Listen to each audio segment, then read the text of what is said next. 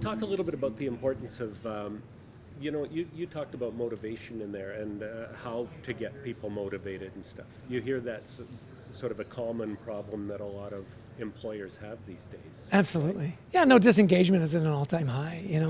The employer-employee compact has kind of been broken, with the downturn in the economy and layoffs and so on. And so the idea of how do we get our people really engaged, and we say enabled and energized as well. And, old school is we kind of just treat everybody the same. These are our policies. If you don't like it, hit the bricks. But what we find in really good companies and good cultures and good leaders is they know their players, know what their motivators are, know what is meaningful to them and how to get the best out of them. And you can create a much more energized, much more engaged workplace. Now, when that happens, all the research shows that, retention goes up, customer service goes up, profit goes up, productivity goes up.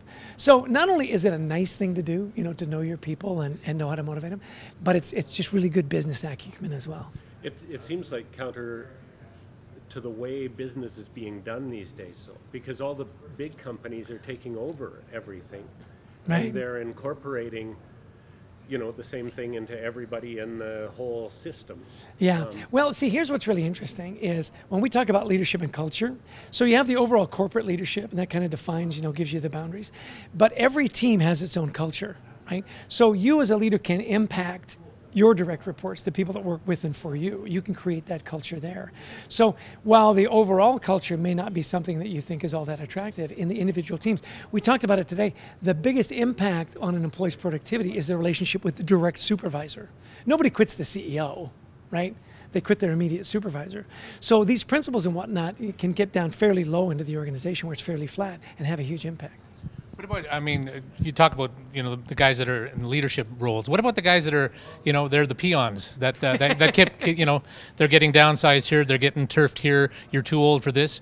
Where do you motivate that guy to say, I can take this, but I have another part of my life that I've got to go to? You're talking about guys like you and me, right? Well, probably more me than you.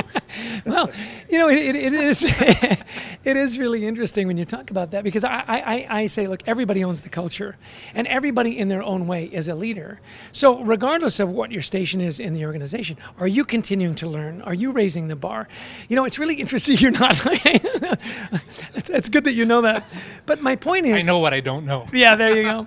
But my point is, Deloitte did this really interesting study on how are you going to attract the best and the brightest and keep what you've got in 2016.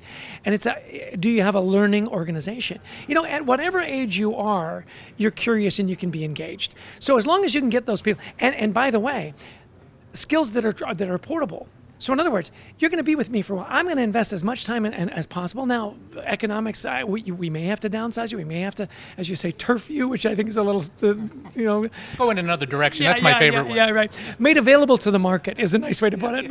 But the idea is I'm going to invest in you, and I'm going to give you skills so that if that time comes, you're going to be marketable elsewhere as well. So as long as I'm learning, growing, and developing, I think you can mitigate a lot of that attitude. But a lot of people would argue that companies aren't interested in individuals anymore. They don't put the time in to develop people anymore.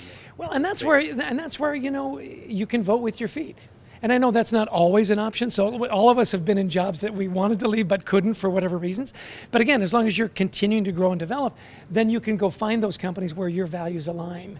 And I'll tell you what's really interesting is, there's this big thing about big bad companies and taking over everything and crushing the little guy. There are a lot of good companies. WestJet is a perfect example.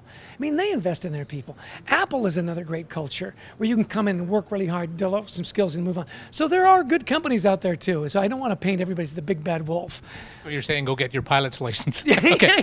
Right. Or learn how to throw peanuts at people, But there are good people out there, absolutely. And one other quick question. Do you ever have professional actors that come up to you and say, what's my motivation?